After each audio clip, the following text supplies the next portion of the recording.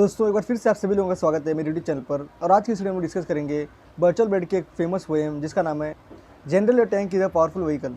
दोस्तों बर्टल बैच का जन्म साल 1898 में जर्मनी के एक छोटे से शहर में हुआ था। दोस्तों बर्टल बैच एक पॉलिटिकल एक्टिविस्ट के साथ साथ एक पोएट और प्ले राइटर भी थे। दोस्तों बर्टल बैच भी बाकी सारे इंटेलेक्चुअल्स की तरह जर्मनी को छोड़कर दूसरे शहर चले गए थे क्योंकि वहाँ पर हिटलर की दादागिरी चरम पर थी। दोस्तों आज मैं जिस पोएम के बारे में बताने वाला हूँ वो पोएम आर्मी के ऊपर बेस्ड है, यानी कि जनरल के ऊपर बेस्ड है। और बर्टल बैट कहते हैं कि उनको इटली और रशिया की आर्मी बहुत पसंद है। लेकिन इससे पहले मैं आपको एक बात बता दूं, जो इटली की सेना है वो हमेशा बीच लड़ाई में लड़ाई छोड़कर भाग जाती है। लेकिन फिर भी बर्टल बैट इटली की सेना को अपनी पसंदीदा सेना बताते हैं। वो ऐसा क्यों कहते हैं, यह आप हमें कमेंट करके जरूर बताएं। तो दोस्तों चलिए हम चलते हैं अपनी पोएम पर। General your tank is a powerful vehicle.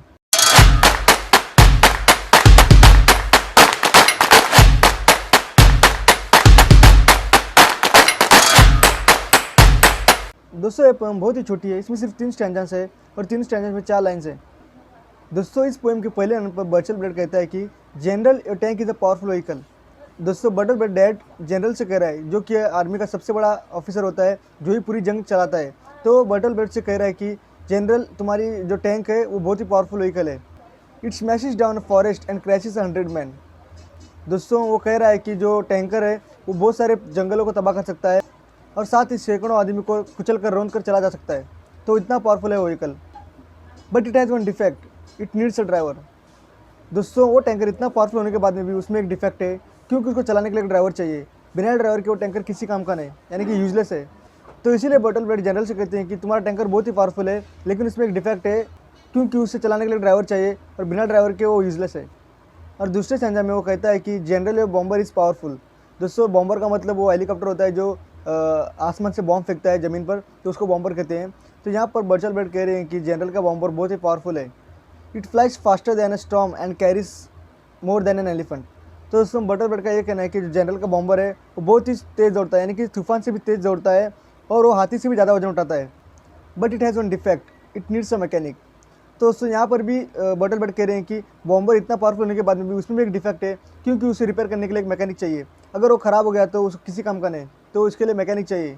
तो इसीलिए वो कहता है कि तुम्हारा बॉम्बर इतने पावरफुल होने के बाद में भी उसमें एक डिफेक्ट है।